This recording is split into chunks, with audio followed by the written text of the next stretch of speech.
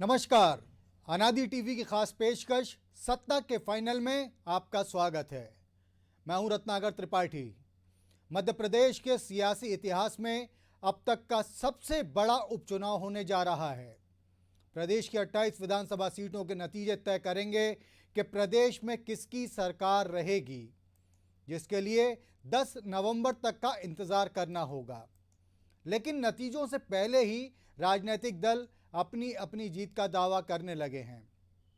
इस मामले में कांग्रेस सबसे आगे नजर आ रही है।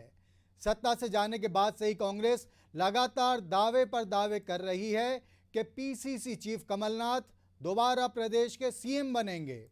और अब कांग्रेस ने सर्वे के जरिए नया दावा किया है। क्या है कांग्रेस के दावों का खेल और इसके पीछे का राज? आज सत्ता का फाइनल में इसी विषय पर चर्चा करेंगे, लेकिन इससे पहले देखिए हमारी ये खास रिपोर्ट। जैसे जैसे मध्य प्रदेश उपचुनाव के मतदान की तारीख नजदीक आती जा रही है, वैसे वैसे सियासी पारा भी चढ़ता जा रहा है। मध्य प्रदेश में किसकी सरकार रहेगी, इसका फैसला तो 10 नवंबर को हो ही जाएगा। लेकिन इसके पहले ही बीजेपी और कांग्रेस दोनों ही दल जीत के बड़े बड़े दावे कर रही है। हालांकि चुनौती दोनों ही दलों के लिए है। बीजेपी जहां सरकार बचाने की कवायद में लगी है, तो वहीं कांग्रेस कमबैक की तैयारियों में जुटी हुई है। अब इसी बीच एक बार फिर से सोशल मीडिया पर तेजी से एक्टिव एमपी कांग्रेस ने बड़ा दावा किया है।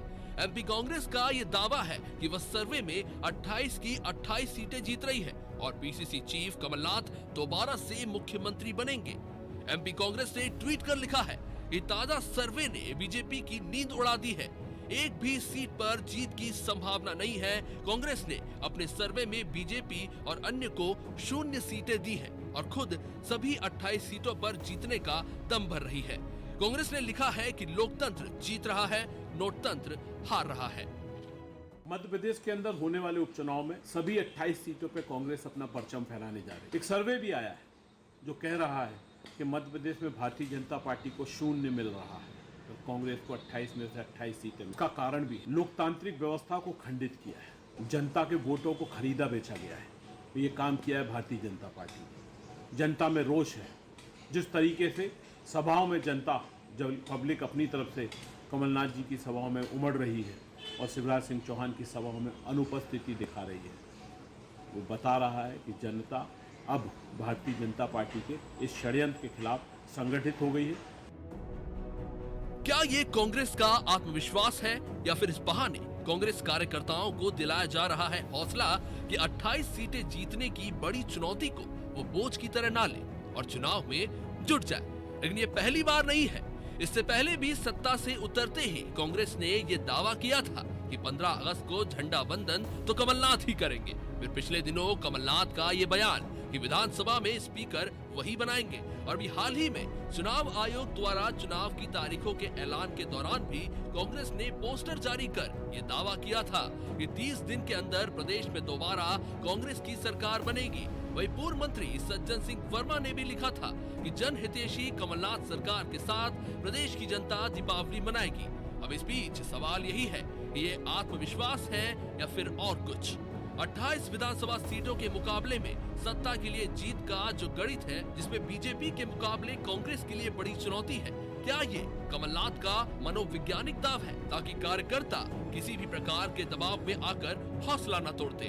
बाकी दावे में दम तो तभी आएगा जब वोटर मोहर लगाएगा।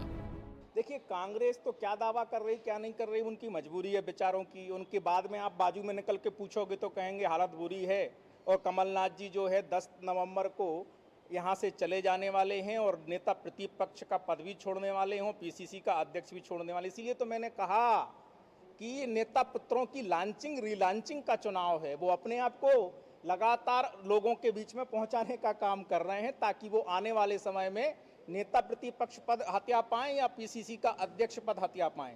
इसलिए जेबी सिंह जी तो लगातार दौरे कर रहे हैं और नकुलनाथ जी जिन्होंने मैंने जिक्र किया वो गायब हैं। तो अब जरूर कोई ना कोई किस्सा होगा। दिग्विजय सिंह जी की ज्यादा चल रही होगी, कमलनाथ जी कुछ दूसरे मामले में होगा। कांग्रेस लगातार अपनी सरकार बनाने के दावे पर दावे कर रही है, मगर कर्ज माफी के वादे पर कोई चर्चा नहीं कर रही है। लेकिन कर्ज माफी के वादे को भूल कांग्रेस के ये दावे जनता पर कितना प्रभाव डालेंगे या फिर 15 सालों बाद 15 महीनों में खोई हुई सत्ता को कैसे वापस दिलाएंगे, ये देखना दिलचस्प होगा। ये दावे और वादे कितने सच होंगे, ये तो आने वाला वक्त ही बताएगा। ब्यूरो रिपोर्ट, अनादि टीवी। इस विषय पर चर्चा करने के लिए हमारे साथ स्टूडियो से जुड़ गए हैं अनादि टीवी के एसोसिएट एडिटर प्रभु पटेरिया और ब्यूरो हेड प्रजेश चौक से। प्रभु जी, जो कांग्रेस का दावा सुना और जिस हिसाब से जो परिस्थितियां नज़र आ रही हैं, लगातार जो आकलन हो रहे हैं, उसको देखकर एक मदन लाल धरती पकड़ की याद आ गई, जिन्होंने देश में लगातार जब तक वो जीवित रहे कोशिश करके राष्ट्रपति चुनाव लड़े और कभी भी नहीं जीते।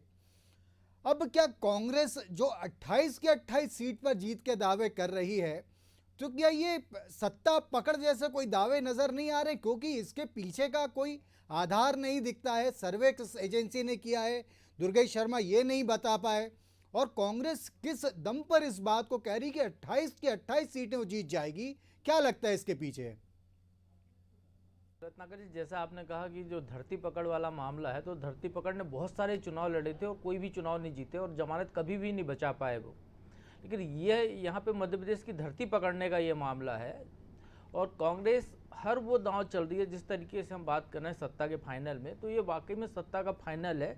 यदि ये चुनाव कमलनाथ नहीं जीत पाते हैं, तो जैसा कि रजनीश अग्रवाल दावा कर रहे थे, मध्य प्रदेश की सियासत से कमलनाथ या कांग्रेस की सियासत में कमलनाथ का कद इतना नीचे हो जाएगा कि दोबारा अब उनके पास वापस आने के लिए कोई रास्ता नहीं बचेगा।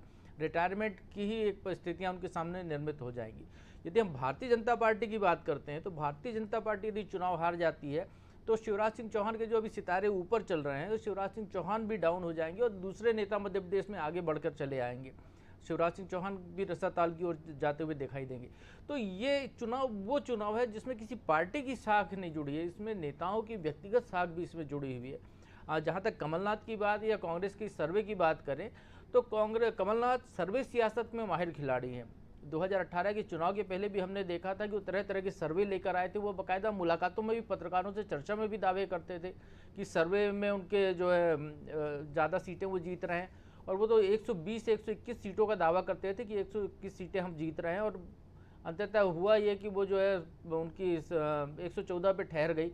लेकिन 121 का दावा जो उनका था वो बाद में मिली भगत से हो गया कि बहुत सारे गठबंधन उनके साथ आ गए, तो 121 पर वो पहुंच गए थे। लोकसभा चुनाव के पहले जब कमलनाथ ने दिग्विजय सिंह को उम्मीदवार घोषित कराया था, तब भी यही दावा किया था कि सर्वे रिपोर्ट है कि दिग्विजय सिंह भोपाल से काफ़ी अच्छे मार्जिन से चुनाव जीतेंगे, लेकिन नतीजा कुछ और सामने आया। तो जो सर्वे करने वाली एजेंसियां हैं वो कितनी विश्वसनीय है, जैसा कमल आप भी कह रहे हैं रत्नाकर जी, कि उस पर कौन सी एजेंसी ने किया ये तो कोई बता नहीं रहा है।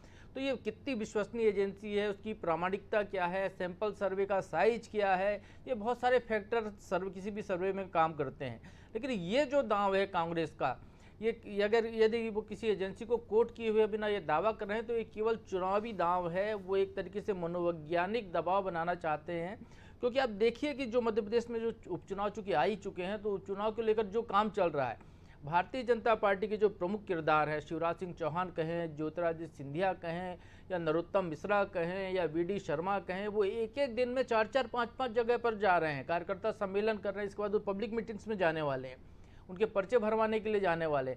कांग्रेस की तरफ से 2-3 दिन में एक बार कमलनाथ जी किसी न एक आध जगह पर पहुंच रहे हैं, लगातार नहीं जा रहे हैं। तो जनता के बीच में संदेश देने का खेल है कि हम तो शांति से बैठे हुए हैं क्योंकि हम तो जीत रहे हैं, और उस जीत का भरोसा जगाने के लिए वो 28 का दांव चल रहा है। ऐसा नहीं होने वाला है, बिल्कुल ये मतलब साफ स्थिति है कि कोई भी चुनाव होता है तो पूरा एक तरफा चला जाए। ऐसा तो दिल्ली में भी नहीं हुआ था कि केजरीवाल ने जब चुनाव लड़ा था तो भी भारतीय जनता पार्टी 3 सीटें निकालने में कामयाब हो गई थी। तो यहाँ परिस्थितियाँ संभव नहीं है मध्य प्रदेश में, जैसा कि सर्वे ये कहा गया है। लेकिन केवल मनोवैज्ञानिक दबाव बनाना है, अपने कार्यकर्ताओं को बूस्टअप करना है, आम मतदाताओं के बीच में एक संदेश पहुँचाने का खेल है कि हम इसलिए नहीं आ रहे हैं क्योंकि हम तो जीतने वाले हैं। तो शायद ये भरोसे की भैंस है उनकी। अब देखिए पाड़ा पैदा करती है या फिर बचिया देती है। निश्चित रूप से भरोसे की भैंस पर चल रहे हैं। लेकिन प्रभु जी, यहाँ एक फैक्टर और भी ध्यान आता है। मध्य प्रदेश में लगातार 15 साल बीजेपी की सरकार रही। उस एंटी इनकम्बेंसी फैक्टर के बीच में भी आप 100 सीट जीतने का दावा करते रहे और आपको स्पष्ट बहुमत नहीं मिला 15 साल की एंटी इनकम्बेंसी के बाद भी। उसके बाद भी आप 15 महीने से ज़्यादा सरकार नहीं चला सके, और सरकार जब गिरी तो 28 का इतना बड़ा फिगर कमज़ोर होकर, उसको कमज़ोर करके उससे अलग हुआ कि जिस फिगर को पाना नामुमकिन दिखता है। सवाल ये उठता है कि आप इससे आत्मविश्वास पैदा करेंगे या अपने लिए हास्यास्पद स्थिति, क्योंकि देखिए कांग्रेस का कार्यकर्ता भी इस बात को जानता है, जिसके लिए कहा जा रहा है कि आप मोटिवेट करने की कोशिश कर रहे हैं, वो भी जानता होगा कि 28 की 28 सीटें नहीं जीतेंगे। तो कहीं बेहतर नहीं होता कि ये थोड़ा कम बड़ा ही कह देते, भले कि भाई आत्मविश्वास बढ़ जाएगा और हास्यास्पद स्थिति भी नहीं बनेगी, या ऐसा दावा नहीं होगा जिस पर कोई भरोसा कर ही नहीं सकता है। देखिए रत्नाकर जी, भारतीय जनता पार्टी के नेताओं से आप पूछने जाइए तो वो भी यही कहेंगे कि हम भी 28 की 28 सीटें जीत रहे हैं। बस कमलनाथ ने एक कदम आगे बढ़कर उसमें किसी थर्ड पार्टी को शामिल कर लिया कि एक एजेंसी का सर्वे है। यदि वो सीधे कहते तो जनता भरोसा नहीं करती, जैसा आप भी कर रहे हैं, हम भी कर रहे हैं कि भरोसा नहीं हो रहा है उनकी बात पर, तो वैसी स्थिति पैदा होती। लेकिन उससे बचने के लिए उन्होंने एक एजेंसी का नाम ले लिया कि एक सर्वे हुआ है और सर्वे में ये चीज़ें निकल कर आई हैं। और जैसा मैंने पहले भी कहा रत्नाकर जी, पिछले चुनाव में भी कमलनाथ जी का चूंकि सर्वे सियासत वो करते रहे हैं, तो ये दांव उनने फेंका है वो उसी को ज़्यादा से ज़्यादा लोगों को प्रभावित करने के लिए। और इसका असर कितना होगा ये आने वाला समय बताएगा जब रिजल्ट आएंगे, क्योंकि दावे करना हर राजनीतिक दल का फर्ज होता है। वो यदि दावे नहीं करेगा तो स्थितियां कैसे उनके पक्ष में जाएंगी। और कमलनाथ के साथ एक प्लस पॉइंट ये है कि 2018 में उनने दांव चला था सर्वे का, और वो सत्ता के ज़्यादा करीब पहुंच गए थे भारतीय जनता पार्टी की तुलना पे। लेकिन जैसा आप कह रहे हैं कि 15 साल रहने के बाद स्पष्ट बहुमत नहीं मिला उनको, तो उसकी एक वजह यही है कि उस समय भी सभी लोग मानकर चल रहे थे कि चौथी बार भाजपा की सरकार आएगी।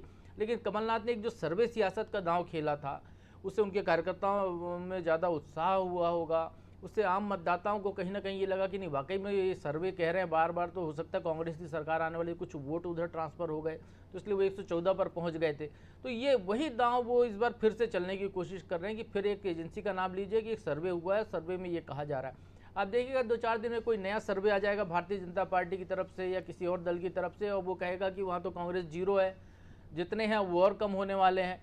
लेकिन सबसे बड़ा मतलब इसमें दो चीज़ें मैं बताऊंगा रत्नाकर जी, कि जब दिग्विजय सिंह मुख्यमंत्री हुआ करते थे, 2003 का जब चुनाव परिणाम आने वाले थे, तो अंतिम राउंड की मतगणना तक, मतलब जब कुछ सीटें बची हुई थी, जब वो स्पष्ट हो गया था कि दिग्विजय सिंह हार रहे हैं, सरकार कांग्रेस के हाथ से निकल गई है, मीडिया ने उनसे सवाल किया, तब भी उन्होंने यही कहा कि अभी कुछ सीटें बची हैं, इंतजार करो, सरकार तो मैं ही बनाऊंगा, रिजल्ट पलटने वाला है।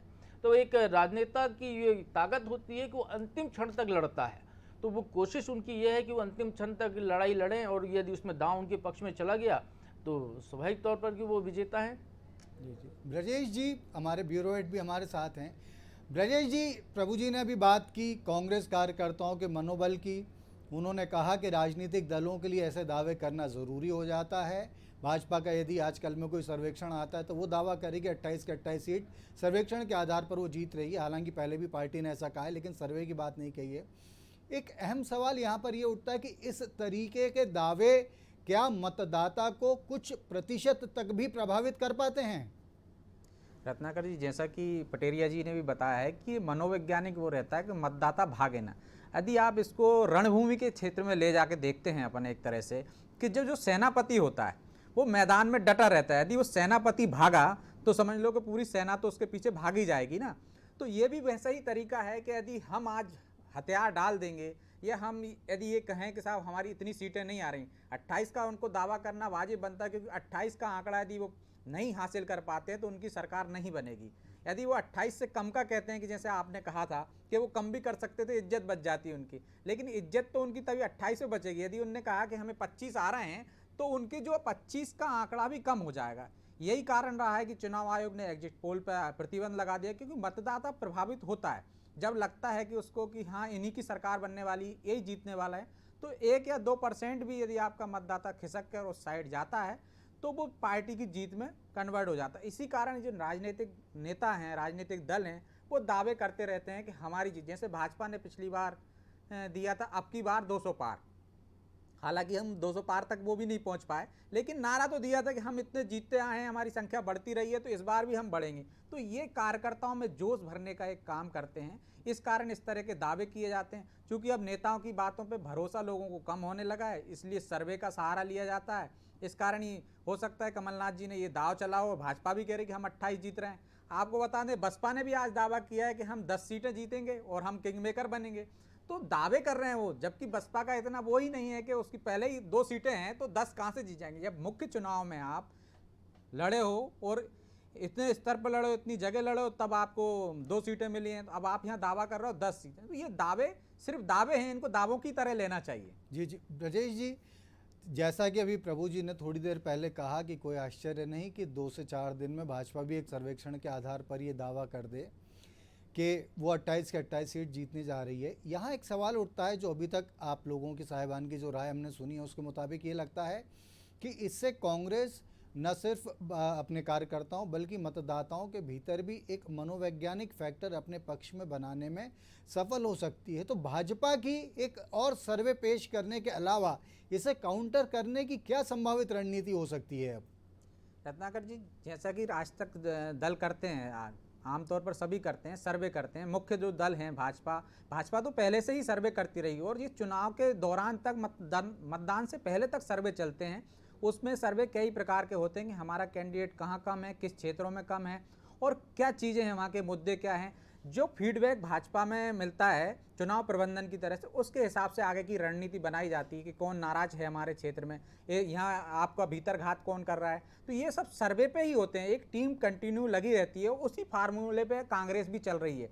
कांग्रेस पहले इस तरह से सर्वे नहीं कराती थी, ये भाजपा का बूथ मैनेजमेंट है, ये चुनाव प्रबंधन है, उसकी तर्ज पे ही वो काम कर रही। तो एक तरह से कांटे से कांटा काटने की कोशिश जो कमलनाथ जी ने की है कि वो सर्वे के आधार पर ही, तो वो भी यही सर्वे में दावे कर रहे हैं कि हमारे 28 सीट जीतने वाले हैं, ताकि उनके जो कार्यकर्ता हैं उनमें जोश बना रहे और वो आगे काम करते रहें और बीच मैदान से भागे ना। आपने देखा होगा जब पोलिंग बूथ पे हम जाके कई बार अपन कवरेज करते हैं तो देखते हैं कि एक बूथ एजेंट गायब हो जाते हैं बीच में से। वो इसलिए आ जाते हैं जब उनको लगने लगता है कि हमारा कैंडिडेट जीत नहीं रहा है, तो वो गायब हो जाते हैं, उनके बूथ पे कोई नज़र नहीं आता। तो यही हालात यहाँ हैं, इसलिए दावे किए जाते हैं कि कोई भागे ना कार्यकर्ता, पूरे जोश से काम करे।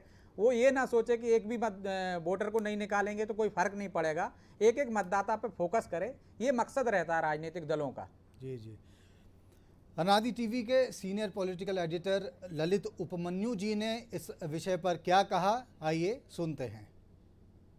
कि राजनीति की एक प्रक्रिया होती है, कार्यकर्ता मिलकर नेता बनाते हैं, नेता किसी कार्यकर्ता को नहीं बनाता है। और इसलिए नेताओं को ये भ्रम से बाहर आ जाना चाहिए कि उनके किसी बयान से कार्यकर्ता का मनोबल बढ़ जाएगा या घट जाएगा। उसकी वजह बताता हूँ कि कार्यकर्ता मैदान में होता है, कार्यकर्ता जनता के बीच होता है और कार्यकर्ता अपने क्षेत्र में होता है। उसे पता होता है कि मेरी पार्टी की या मेरे उम्मीदवार की ज़मीनी सच्चाई क्या है, क्योंकि जनता उसी को जवाब देती है। नेता तो टाइम पे समय पे आते हैं या जनसंपर्क में आते हैं या फिर मौके पहुँचते हैं, लेकिन उस क्षेत्र का कार्यकर्ता 24 घंटे जनता के बीच में होता है। इसलिए उनके किसी बयान से, उनके किसी तथाकथित सर्वे से कार्यकर्ता का मनोबल घट जाएगा बढ़ जाएगा, ये थोड़ा सा मैं इससे सहमत नहीं हूँ।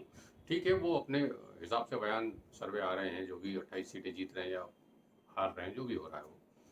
लेकिन जहाँ तक पूरे चुनाव में दोनों दलों की दावों का सवाल है, तो मुझे ऐसा लग रहा है कि जो एक बुनियादी फ़र्क है दोनों दलों की परिस्थितियों में, वो है सरकार में रह के चुनाव लड़ने का और सरकार में नहीं रह के चुनाव लड़ने का। और इस लिहाज से बीजेपी थोड़ी सी मुझे आगे नज़र आ रही है, क्योंकि वो सरकार में है। और ये चीज़ कमलनाथ भी अपनी सरकार में रहते हुए जब वो चुनाव में साबित कर चुके हैं। जब वहाँ उपचुनाव हुआ था तो कांतिलाल भूरिया डंके की चोट जीते थे और वहाँ जो भी कवायदें की गई थी, प्रशासनिक कवायद या मैदानी कवायद, वो सरकार में रहते हुए उसका उन्हें लाभ मिला था। तो वही स्थितियाँ अभी बीजेपी के साथ है, वो सरकार में रह के चुनाव लड़ रहे हैं। तो प्रत्यक्ष तौर पे ना दिखें, लेकिन अदृश्य रूप से ऐसे बहुत सारे कारण होते हैं जो चुनाव जितवाने में सरकार में रहते हुए बहुत मदद करते हैं, और इसका फायदा भी बीजेपी को मिलेगा। और तीसरा, कांग्रेस का सफ़र थोड़ा कठिन है। ऐसा कोई माहौल अभी इस समय मध्य प्रदेश के राजनीतिक उसमें नहीं है, परिदृश्य में, कि बहुत एंटी इनकम्बेंसी है तो सारी 28 सीटों पे क्लीन स्वीप हो जाएगा, या कि कोई भावनात्मक लहर है जैसा कि कालांतर में होता रहा है कि इंदिरा लहर थी या फलां लहर थी, वैसा भी कोई माहौल नहीं है। और ये टोटल चुनाव जो है अपने काम पे, अपने प्रबंधन पे और अपने विश्वास पे, किसके प्रति जनता का विश्वास है, उस पर लड़ा जा रहा है। तो इसलिए एक तरफा नतीजे किसी के भी पक्ष में आ जाएंगे, ये मुझे थोड़ा सा इसमें शंका है। और जो दल ठीक से इस चुनाव को मैनेज कर पाएगा, मैनेज से आशय मेरा अपने कार्यकर्ताओं से, ठीक से काम ले पाएगा, अपने वोटर्स को टाइम पे निकाल पाएगा, अपने वोटर्स के साथ इंटीमेसी कर पाएगा, वो दल बाजी मारेगा। इसलिए दावे प्रतिदावे, मनोबल बढ़ाना घटाना, ये सब एक जवानी कवायद है और इसका नतीजे पे मुझे नहीं लगता बहुत ज़्यादा असर पड़ेगा। तो सुना आपने हमारे senior political editor Lalit Upmanyu ji को, जिन्होंने कहा कि ज़ुबानी कवायद है और वो इस बात से ज़्यादा इत्तेफाक नहीं रखते कि इस तरीके के किसी सर्वे की बात कहकर कार्यकर्ताओं का मनोबल बढ़ाया जा सकता है या उसको घटाया जा सकता है। वापस चलते हैं स्टूडियो की ओर। प्रभु जी, एक चीज़ तो सहज रूप से दिमाग में आती है कि कांग्रेस के लोग भी जानते होंगे इस तरीके के दावों की असलियत क्या है।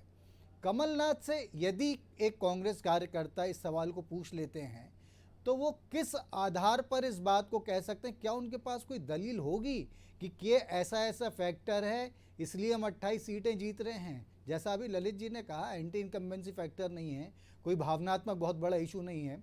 इन सपोज एक हाइपोथेटिकल क्वेश्चन ज़रूर है, लेकिन क्योंकि इस सर्वे पर ही सवाल उठ रहे हैं इसलिए सवाल यहाँ पर भी उठाया जा सकता है कि यदि कोई कांग्रेस जी पूछ लेता है तो क्या कमलनाथ जी के पास एक भी आधार होगा इस बात को बताने का कि सर्वे कैसे सही है? देखिए रत्नाकर जी, सर्वे तो कोई भी साबित कर सकते हैं। कोई भी एक सर्वे बनाकर सामने पेश कर दिया जाए, वो एक पन्ने की भी रिपोर्ट हो सकती है, 1000 पेज की भी रिपोर्ट हो सकती है, साबित करने की बात आए तो। लेकिन कांग्रेस के लिए चूंकि हम, जैसे मैंने पहले भी कहा कि 2018 के चुनाव में कमलनाथ सर्वे की ही बातें करते थे, टिकट उन्हें सर्वे के आधार पर बांटे। वो लगातार दावे करते थे कि सर्वे में उनकी पार्टी को सरकार बनती हुई दिख रही है, सरकार उनकी पार्टी की बनी भी। भले वो थोड़े से 1-2 सीटों से पीछे रह गए थे, 116 का बहुमत चाहिए था, 114 पे अटक गए थे, लेकिन सरकार कांग्रेस की ही बनी थी। तो वो सर्वे वाली एक जो विश्वसनीयता है वो कमलनाथ के साथ है, क्योंकि बहुत सीनियर नेता हैं, 40 साल का उनका संसदीय अनुभव रहा है, दिल्ली में बड़ा काम किया है उनने, बड़े बड़े ग्रुपों के साथ उनके संबंध हैं। तो किसी भी बड़े मल्टीनेशनल ग्रुप से जो इस तरह के काम करते हैं सर्वे वगैरह, उनसे वो सर्वे करा सकते हैं, कराते भी रहते हैं, इसमें कोई दो राय नहीं है। लेकिन जहाँ तक इस सर्वे से आगे क्या होने वाला है, या जिस तरीके से ललित उपमन्यु जी कह रहे थे कि ऐसा उनको दिखाई नहीं दे रहा है कि कांग्रेस की संभावनाएं बहुत ज़्यादा अच्छी है, प्रबल है, क्योंकि सरकार मध्य प्रदेश में भारतीय जनता पार्टी की है। और एक फैक्टर वैसे भी काम कर रहा है कि जो सत्ता, शिवराज और सिंधिया, ये SSS का एक फैक्टर जो इस चुनाव में दिखाई दे रहा है काम करते हुए। लेकिन रत्नाकर जी, यदि पीछे जाकर देखें हम चुनाव में, यदि मतदाताओं की मूड की बात करें तो जब अटल बिहारी वाजपेयी सरकार थी, बहुत पीक पे थी, तो वो शाइनिंग इंडिया के नारे के साथ चुनाव मैदान में गई, शाइनिंग इंडिया उनका फेल हो गया। शिवराज सिंह चौहान वो व्यक्ति थे जिनका फैक्टर 2008 के चुनाव में चला, 2013 के चुनाव में चला, लेकिन 2018 के चुनाव में शिवराज का जो करिश्मा था वो भारतीय जनता पार्टी को स्पष्ट बहुमत नहीं दिला पाया। यहाँ पर भी शिवराज सिंह चौहान एक तरीके से फेल ही थे। यदि ये चौथी बार सरकार, यदि सिंधिया कैंप नहीं मदद करता तो शायद राजनीतिक इतिहास में यही लिखा जाता कि शिवराज सिंह चौहान जो अपनी सरकार नहीं बचा पाए और चुनाव हार गए। लेकिन वो सिंधिया कैंप की एक कवायद हुई, इधर से उधर मोबिलाइजेशन हुआ, दल बदल कहें या जैसा भी हुआ, जो कुछ भी हुआ, मन बदल हुआ, उसकी वजह से भारतीय जनता पार्टी को फिर मौका मिला और शिवराज सिंह चौहान चौथी बार मुख्यमंत्री बन गए हैं। तो यहाँ पर सर्वे तो एक बहाना है मोटिवेट करने का, क्योंकि जनता का मूड को कोई नहीं जानता है। जैसे मैंने कहा कि शाइनिंग इंडिया में ऐसा लग रहा था कि अटल जी लौट कर आएंगे, लेकिन लौट कर नहीं आए। लगातार 3 बार भारतीय जनता पार्टी की सरकार चल रही थी, शिवराज फैक्टर बड़ा ज़बरदस्त मध्य प्रदेश में काम कर रहा था, तमाम फैक्टर को परे रख कर, लेकिन वो उस समय उसने काम नहीं किया। तो किस वक्त पे क्या जनता क्या सोचने वाली है, उस क्षेत्र के मतदाता क्या सोचने वाले हैं? जैसा हम एक आम धारणा है कि आमतौर पर उपचुनाव वही जीतता है जो सत्ताधारी दल होता है, लेकिन हमने इसी मध्य प्रदेश में ऐसे उपचुनाव भी देखे हैं जहाँ सत्ताधारी दल को पूरी मेहनत करने के बाद, तमाम उस पर संसाधन झोंकने के आरोप लगने के बाद भी चुनाव हार गए। तो यहाँ पर जो ईवीएम में जो फैसला मतदाता को देना है, उसको कोई नहीं जानता कि वो अंतिम में कैसा आने वाला है। जब 10 नवंबर को ईवीएम खुलेगी तो क्या नतीजे आएंगे कोई नहीं जानता। इसलिए कमलनाथ ये दांव चल रहे हैं, इसलिए अपने लोगों को मोटिवेट कर रहे हैं, उनका आत्मविश्वास बढ़ा रहे हैं और सामने वालों को डिमोरलाइज भी कर रहे हैं इस एक आंकड़े को फेंक कर। जी जी ब्रजेश जी, ये जो सबसे शुरू में प्रभु जी ने एक बात कही थी कि भाजपा के नेता लगातार कार्यकर्ता सम्मेलन कर रहे हैं, जनता के बीच भी जा रहे हैं और इस क्रम में और गति बहुत जल्दी आने वाली है, जबकि कांग्रेस में हो ही रहा है कि कमलनाथ 2 से 3 दिन के इंटरवल में किसी एक जगह पर ऐसी सक्रियता दिखा पाते हैं। ज़मीनी सक्रियता किसी भी चुनाव में सफलता का सबसे बड़ा आधार होती है, सबसे बड़ा कारण होती है। कमलनाथ पहले भी मुख्यमंत्री रहते हुए भी लोगों के बीच में जाने से बचे। लगातार उन पर ही आरोप लगे कि विधायकों तक को मिलने का समय नहीं देते थे। उनका ज़्यादातर समय या तो वल्लभ भवन में कट गया, या दिल्ली में, या फिर छिंदवाड़ा में। इन्हीं सारी चीज़ों के बीच में इस सर्वे को लेकर जो वो आगे बढ़ने की कोशिश कर रहे हैं, तो क्या ये चीज़ें उनकी पुरानी फेल्यूर्स जो थे, जिनको अभी भी वो अपनाए हुए हैं, अभी भी जनता के बीच नहीं जा पा रहे हैं फ्रिक्वेंटली, क्या उन चीज़ों को ये कुछ कम कर देंगे ये फैक्टर्स? रत्नाकर जी, जैसा कि पटेरिया जी ने भी बताया कि क्या होगा ये पब्लिक जानती है। हालांकि हम, जैसा कि आपने कहा है कि क्या करेंगे, ये जनता के बीच में नहीं जा रहे, तो भाजपा में और कांग्रेस में ज़मीन आसमान का अंतर है। संगठन की दृष्टि से देखें तो उनका संगठन ज़मीन तक है, पेज तक है, पन्ने तक। मतलब एक बूथ वोटर जो लिस्ट होती है उसमें दोनों तरफ 60 लोगों के करीब मतदाताओं के नाम होते हैं। वो एक कार्यकर्ता को लगाते हैं, उसको पन्ना प्रभारी कहते हैं। वो हर वोटर से जाके मिलता है। तो वो इस स्तर तक गए हैं जहाँ पे कांग्रेस अब जाने की कोशिश कर रही है, लेकिन उसके पास संगठनात्मक ऐसा ढांचा नहीं है, इस कारण वो सफल नहीं हो पाती।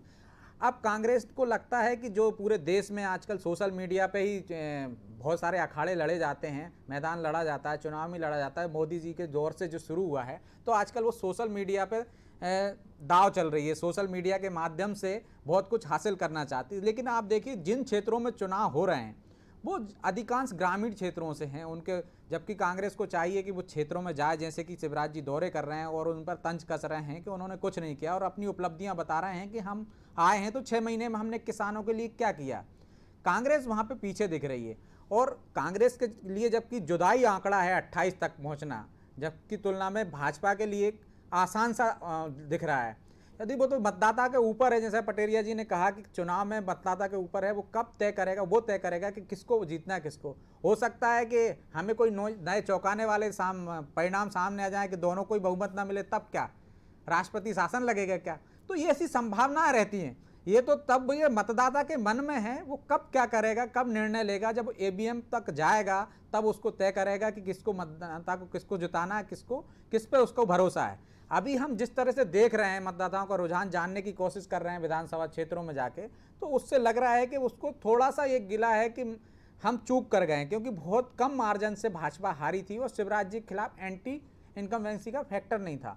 जो भी हार हुई है, जैसा कि मतदाताओं के मन को अपन टटोलते हैं, उससे पता चलता है कि नेताओं, क्षेत्रीय विधायकों से उनकी नाराजगी थी सरकार की तुलना में। तो हो सकता है ये पछतावा उनको हो और भाजपा ज़्यादा से ज़्यादा सीटें हासिल कर ले, जैसा कि वो इस अपने जो उसकी सफलता के लिए चाहिए सरकार बनाने के लिए, उस आंकड़े को पार करते हुए दिख भी रही है। अभी ज़मीनी हकीकत में देखें या ज़मीनी स्तर पर हम जो देख रहे हैं उससे कांग्रेस की तुलना में, क्योंकि वो एक तरह से अभी चुनाव मैदान में उम्मीदवार घोषित करने के बाद आ जरूर गई है, लेकिन वैसे उसके प्रयास नहीं दिख रहे हैं। कमलनाथ जी सर्वे का आधार बना के सोशल मीडिया पे कांग्रेस ट्वीट कर रही है, सोशल मीडिया पे ही उनके नेता लगे हुए हैं, मैदान में वैसी कसरत नहीं दिख रही है। जी जी। प्रभु जी, एक छोटा सा सवाल आपसे और था। भारतीय बहुजन समाज पार्टी ने जो आज दावा किया, जो भी खबर आई कि 10 सीटें कम से कम हम जीतेंगे, इस सर्वे वाले दावे से क्या बीएसपी के दावे का कोई कनेक्शन हो सकता है? बहुत संक्षेप में जवाब चाहूँगा आपसे। देखिए रत्नाकर जी, जो ग्वालियर चंबल अंचल है वहाँ पर बीएसपी का आधार है कुछ सीटों पर। पहले भी वहाँ से भारतीय जनता पार्टी या कांग्रेस के मुकाबले बहुजन समाज पार्टी अपने उम्मीदवार जिताती रही है। अभी भी इस बार उसने कुछ सशक्त उम्मीदवार उतारे हैं, और यदि वोटों का ध्रुवीकरण होता है, बंटवारा होता है, तो उसमें चूँकि त्रिकोणीय संघर्ष की स्थिति में बसपा के भी दांव लग सकता है। और मेरा, यदि आप कहें तो मेरा आकलन है कि 1-2 सीटें बसपा को मिल जाए तो इसमें कोई आश्चर्य नहीं होना चाहिए। जी जी।